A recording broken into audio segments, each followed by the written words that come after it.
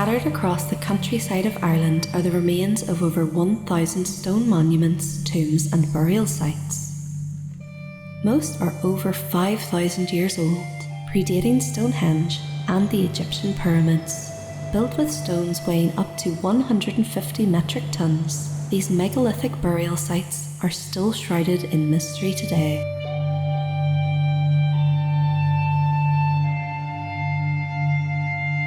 We don't really understand the way that the dead were processed necessarily throughout this kind of period.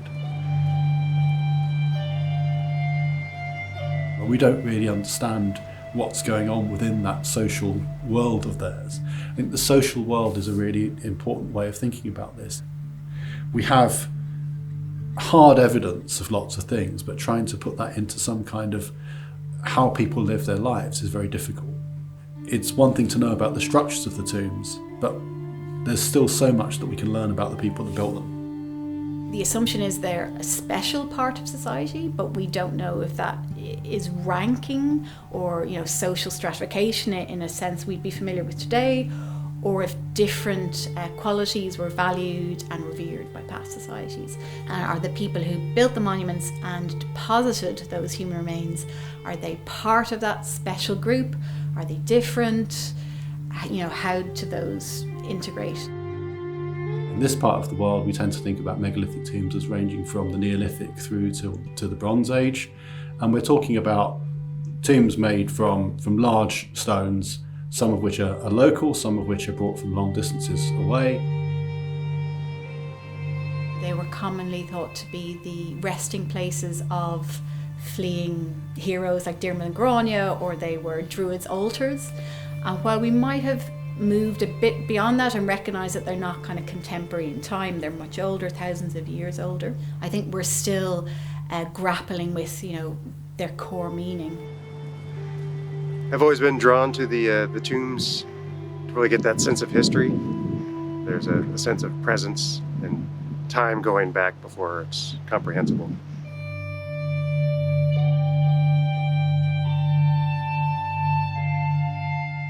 Newgrange is built in a particular way with this light box, which is above the main passage.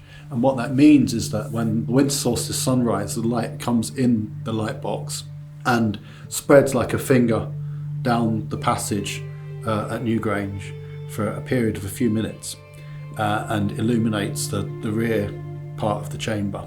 So that's the winter solstice sunrise. But they were certainly involved in marking the seasons in one way or another. And you could argue that it's part of the ritual of the year. So it's the point when kind of the old year dies and the new year begins. So there's a death and rebirth element to that.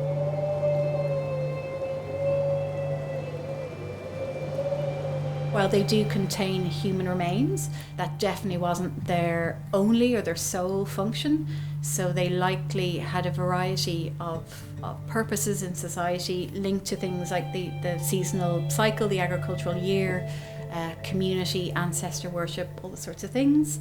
These monuments are built over maybe 1,500 years. So if you think of a cathedral today, a modern church or a cathedral today, and something, that's from 400 AD, kind of early Roman period, that's the sort of time difference we're talking about. So I think we have to assume that attitudes to these sites and these monuments would change over those centuries or over those millennia, and different people and different motivations were in play.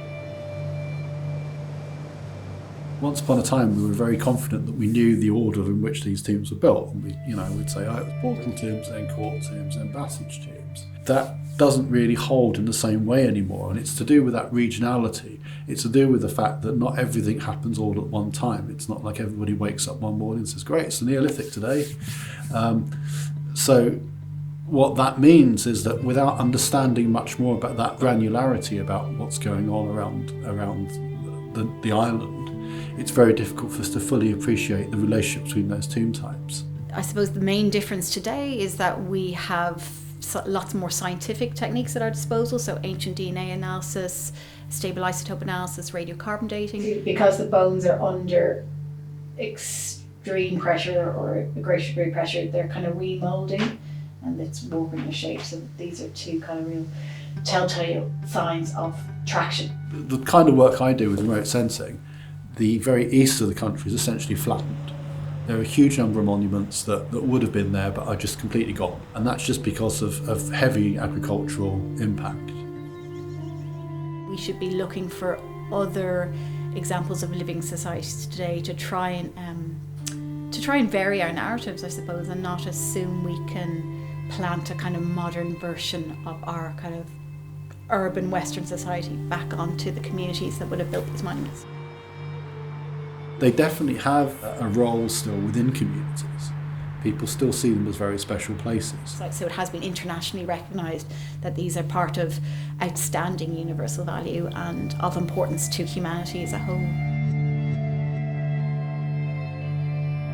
Even though these structures are thousands of years old, only time will tell what other secrets these stones may reveal about this island's lost history.